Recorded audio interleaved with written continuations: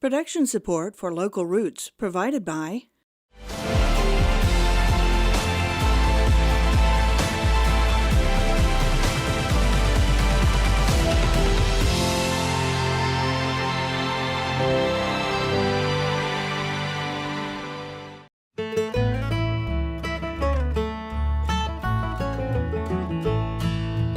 Gulf winds blow through canopy roads all the way to Thomasville. The native names written on the land echo through the red clay hills, where the scent of longleaf floated pine reach up on past that Georgia line. Stroll through Tallahassee town or southern Appalachia bound. Take the local routes and journey down the roads we call our home. Coming up on WFSU Public Media's Local Roots. From seedlings to chemical equations, we go inside a local facility that grows and processes medical marijuana. Plus, efforts on St. Vincent Island to help save the endangered red wolf. It's baby season for many wild animals in our area. We look at efforts by the St. Francis Wildlife Association to help rescue all types of creatures. Setting sail to fight cancer. Local Roots is next on WFSU. Take the local routes and journey down the roads we call our home. Welcome to Local Roots. I'm Suzanne Smith with WFSU Public Media, and today I'm in Quincy, Florida. Once upon a time, shade tobacco was a major economic engine here in Gadsden County. But as health information came about and social norms changed, the tobacco industry declined. Now fast forward to recent years, when other types of health information have come about and changes in other social norms have led to a different kind of unique crop legally grown in the area, medical marijuana. WFSU's Frankie Verdicchia had the chance to take our cameras and explore a local cultivation and processing center for medical marijuana here in Northwest Florida. It's a place few people get to see firsthand.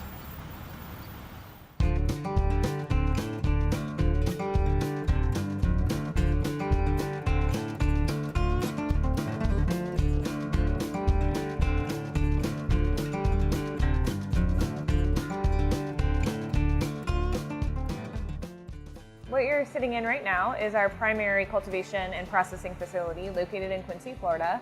It's just under 80,000 square feet, and it's a building within a building. And so we control every environmental aspect of our cultivation and processing facility. And we chose to go indoor because it does allow us a higher level of those specific controls.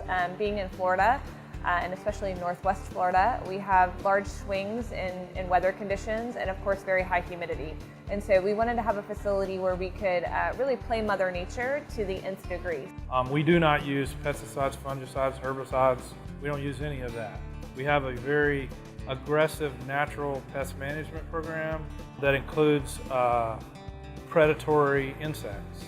It includes peroxide and diluted alcohol, things that are clean, that have no bad effects on anybody if any amount of it got into our medicine. And we do a very rigorous clinical testing on all of our products that leave here that certify that there is none of that in our products. From there, our plants go into the drying room and they're dried for a certain number of days. And then from there, it really depends, it kind of breaks off. It depends on what the final product is meant for that particular harvest.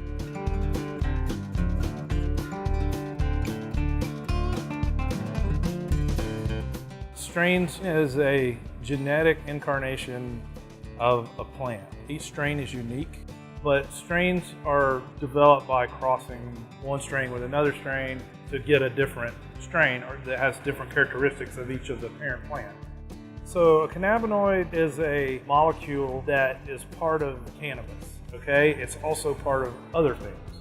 There's cannabinoids inside your body called the endocannabinoid system. There's two main parts of the cannabis plant that's useful for medicine. One of them is cannabinoids and the other one is terpenes. Like you hear, two major categories, indica and sativa. They have different terpene profiles and somewhat different cannabinoid profiles. Appetite control, rest management, indica is better. On the other side, the sativa is better if you want to stay active. okay, and it gives you very good pain management as well. Hybrid's in the middle. Hybrid is used as our workhorse for most of what we do in our highly refined oils. We have a couple of products that are flour-based products that are vaporized, or the second classification of products would be an oil-based extracted products, which is the vast majority of our products here in Florida. Those plants that are being used for those products go into an extraction process. It's an ethanol-based extraction process here, what's called clean oil, and that is what goes into our capsules and our tinctures. That end product, that end oil, retains some of the plant matter, and so it retains a number of the terpenes and other specific properties that are beneficial for our patients. The second run goes into our syringes, and so that's a more refined oil. And you'll notice that our syringe product is a relatively clear looking product, and so that's going to be a more refined product, kind of starting to narrow down on those specific cannabinoid profiles. Then the final process is a fractional distillation process, and that is if we are making vape cartridges. So of course, anything that you're taking in through your lungs, we want to make sure is the most refined and pure as possible. The capsule that you get today is going to be the same as the capsule that you get 2 months from now. And we take a high pride in making sure that our products are tested, that those results are verified, and that the patient has access and knows exactly what type of product they're getting. You know, when you're getting product through Trulieve or any of the licensed dispensing organizations, it comes with a physician recommendation. You are getting specific advice and consultation from a physician who has a certain amount of training with respect to medical cannabis in your particular condition. So I think that, you know, when you look at that as a holistic approach to the medical nature of cannabis, it's very different than what someone may experience by going through the black market.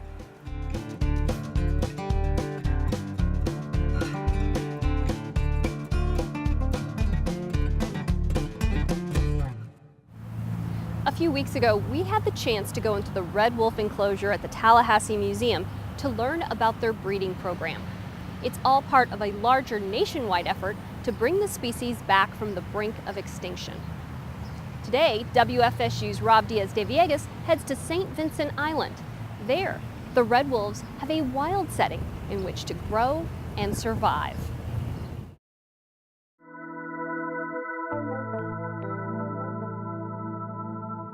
It's up to us all to understand that they've got to have space somehow.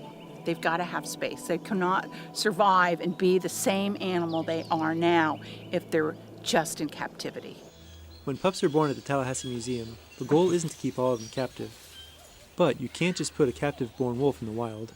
We've got this captive population, and we'd like to try to introduce some to the wild. But they don't know anything about living in the wild. They've been fed all their lives. They lived in captivity. And they were taking captive bred wolves and putting them together on these islands, like here at St. Vincent's Island, about 100 miles from here.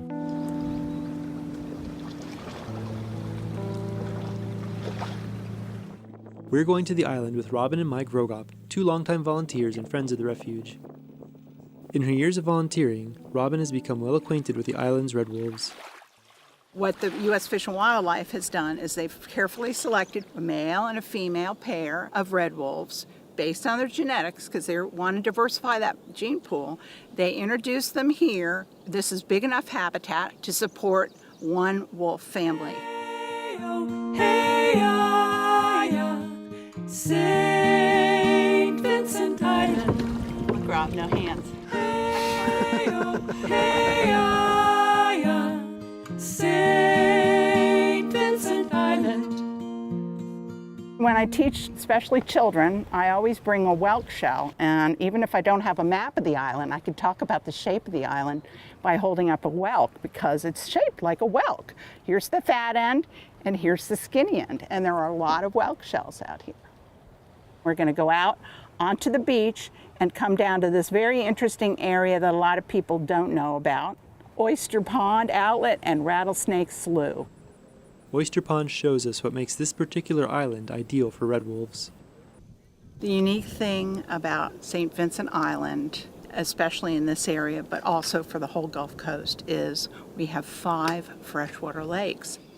All we are on St. Vincent is a succession of dune ridges. and swales between the dune ridges. And the swales between the dune ridges are what collect the fresh water, and that's where you'll find the freshwater lakes.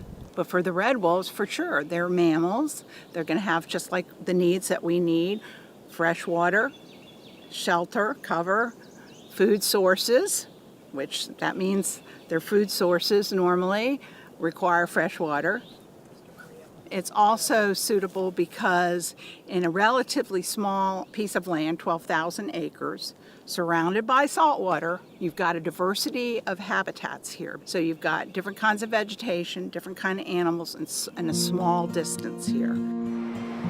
When the river brought the sand from Appalachian highlands, the wind and tides together made a brand new island. The seeds took hold, the green plants grew, and butterflies came when the flowers bloomed. Let's keep St. Vincent Island green and free, where wild things live in harmony.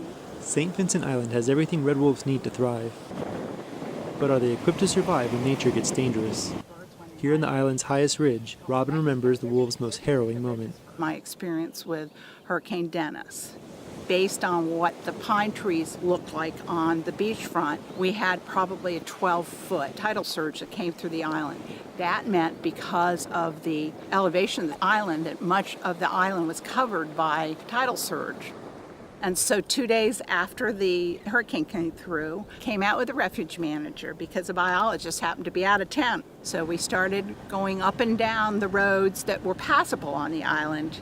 And I had my antenna and my earphones, and I was very, very concerned. We were all very, very concerned that we had lost the red wolves because there's so much water everywhere and devastation. We really were expecting to hear what we call a mortality signal. That's when you have a solid beep. Instead of the beep, beep, it's just beep, like that. So we were going around, and I got within about a half a mile of the center of the island, and we suddenly heard the signal of 982. I still get upset about it every time I talk about it. I was so happy to hear that signal. I just could not believe that she could have had the intelligence and the experience to know where to take those puppies to the highest point on the island. She knew this island obviously very well, and she knew just what to do when Dennis came through and the water rose. And I think that's probably the lesson, is that if it's not a really authentic experience, they're not going to have the experience they need when they're released back into the wild. St. Vincent Island, let it be forever a sanctuary. Hey-oh. For WFSU, I'm Rob Diaz de Villegas. St. Vincent Island. For more on red wolves and on St. Vincent Island, visit the WFSU Ecology blog. I also have a Red Wolf programming note for you. Next Thursday, April 27th at 8 p.m. Eastern, instead of our regular Local Roots program, WFSU will present the Real South documentary Red Wolf Revival. Recently screened before a crowd at the Tallahassee Museum, this doc looks at the nationwide red wolf recovery program and the only wild population of these creatures currently located in North Carolina. Spring is a season when you can see all types of baby wildlife in our area, but sometimes these animals are orphaned, abandoned, injured, or just need a little bit of help. Enter the St. Francis Wildlife Association here in Gadsden County. WFSU's Mike Plummer had the chance to look at this organization's efforts to rehabilitate all types of wild injured animals. 35 minutes northwest of Tallahassee, in rural Gadsden County, sits the St. Francis Wildlife Association.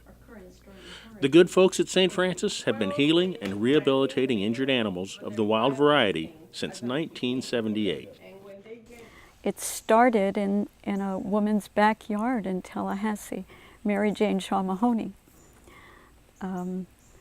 And it grew. People brought her more animals. And so it was incorporated. And this 35-acre beautiful piece of land that we sit on was donated. And ironically enough, it used to be a hunt camp. Well, we have two objectives, wildlife rehabilitation and education. I'm in charge of the wildlife rehabilitation part, which is taking care of orphan and injured and sick animals, wild animals, with the goal of returning them back into the wild. Now, some might wonder why we should bother to help these animals. This is the answer to that. Most of the animals we admit are injured because of human activities, directly or indirectly. Hit by cars, poison, a tangle in fishing line.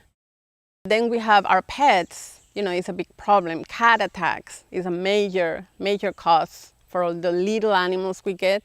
Little birds and squirrels and possums, many are attacked by cats. Dog attacks.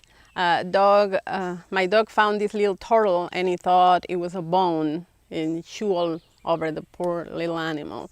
So most of the injuries, you know, we are the ones that are causing them. That's why it's so important for us to give them a second chance, because if it wasn't for us, they will not be here in the first place. So this is a delivery of an injured animal. There are Yes. 3 of them, it looks like. Yes. You're fine. The same. Didn't know they put water in there, so I soaked my pants. Oh, I'm sorry. And the box is overkill.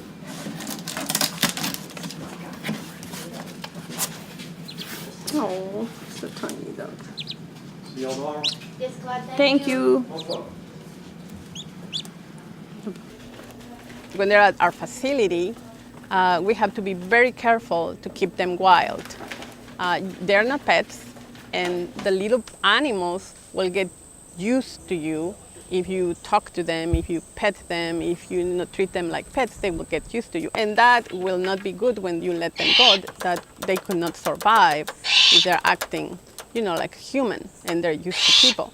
And the adult animals, they get very stressed out when you touch them, when you handle them, when you talk to them.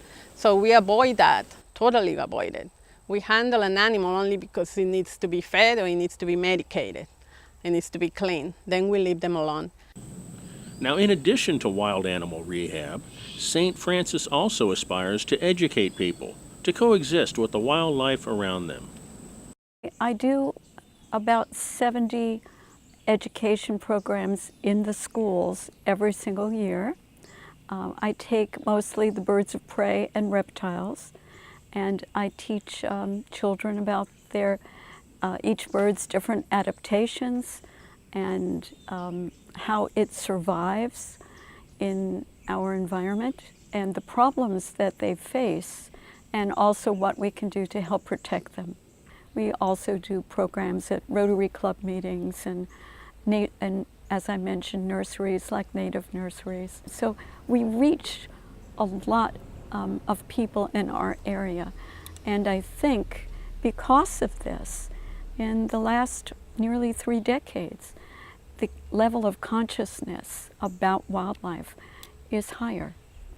Every species we get is different from the other one, so you need to learn very specific ways to handle, to treat, to house that animal, that it's going to be very different to the other animal you got the day before. Yes, every species needs different things. So we have to constantly, you know, be learning and updating our knowledge and go to conferences and reading and studying. We encourage people, if they find injured, sick, or orphan wildlife, if they can't reunite the orphan baby with its mother, to bring it to us. And some animals present inherent dangers to people, so it is often better to call St. Francis before you intervene. How to handle them is very important. They can be dangerous. When they call us about a raccoon, or they call us about injured heron, a great blue heron, we don't tell them just go ahead and grab it, because we know it's very dangerous. You need to know what you're doing. If they find a rabies vector, such as a raccoon or a fox or a bat, people should never touch those animals, not even babies, because if the animal nips them or scratches them, even accidentally, that animal is going to have to be tested for rabies. And the only way to test an animal for rabies is to euthanize it and examine its brain tissue.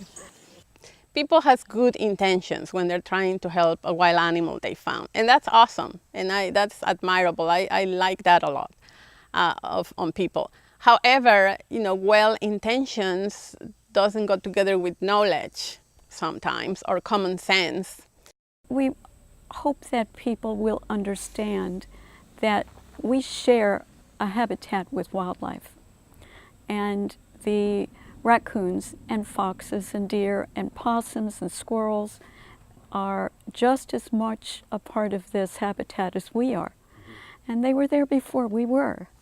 So it's up to humans to learn how to coexist and live in harmony with wildlife. On the wild side, in Gadsden County. For WFSU, I'm Mike Plummer. St. Francis has a variety of events coming up, from a wildlife festival on April 22nd to a wildlife baby shower event on May 6th. For more information, go to their website, stfranciswildlife.org. The upcoming Stephen C. Smith Regatta in Wakulla County is a very colorful and very relaxed event. But the mission behind this annual fundraiser is very serious, and it's often very personal for everyone involved.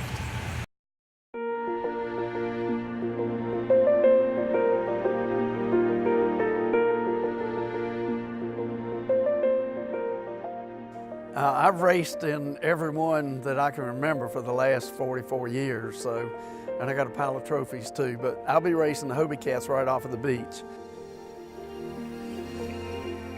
So there's a lot of activity on the beach and right off the shore, so it's really a nice spectator event to where there's something always going on right in the water, offshore, so you can watch everywhere you want.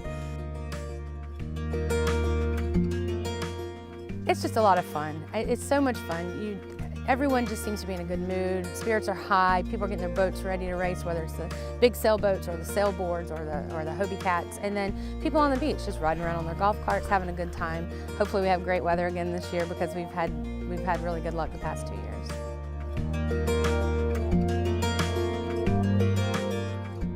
The big hit at the concession stand are usually the salmon burgers. I mean, they sell out of those things. They go like hotcakes. So there are always a lot of people who are part of the regatta, but then we get some folks from the beach who come over and partake from the concession stands.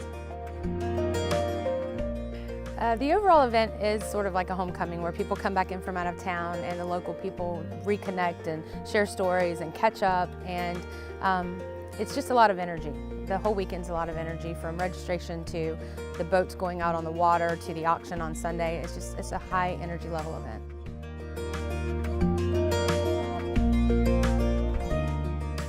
I think my favorite part about the regatta is Sunday afternoon when the auction's going on and there's bidding wars on art or boats or whatever it may be. Last year I got a piece of art. My husband got a really great canoe. The American Cancer Society is the main beneficiary, which all the money stays in this area, and I think we have 6 or 7 counties that receive funds from the event. All the money stays local, pretty much, you might say. On average, we'll probably raise about $15,000. Some years we raise a little bit less, some we raise 20 or so. But over the 44 years, I think we're about $500,000. Everyone knows someone who's been affected by cancer. And you say cancer and that's a scary word. There are over 280 types of different cancer. We just recently, 2 weeks ago, had one of our best volunteers, Ann Gitman, die of cancer, who'd been working on the regatta for probably 35 years. It's something that just, you get into and you just got to do what you can to try to fight it. I lost both of my parents to a form of cancer. My father had leukemia, my mom had a brain tumor. It gets personal, but it's a great way to have some fun, get out on the water, and remember the people that we've lost and also support the people who are still here.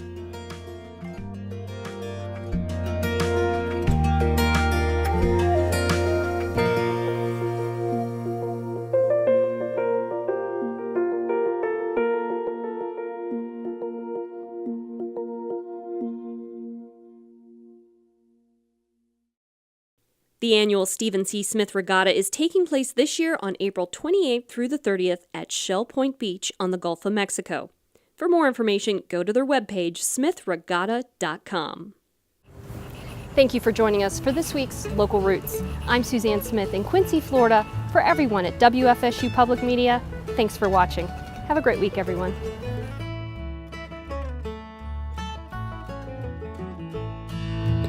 Gulf winds blow through canopy roads all the way to Thomasville. The maiden names written on the land echo through the red clay hills, where the scent of longleaf Florida pine reach up on past that Georgia line. Stroll through Tallahassee town or southern Appalachia bound. Take the local routes and journey down the roads we call our home.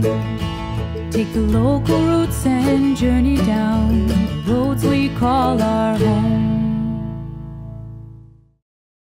Production support for Local Roots provided by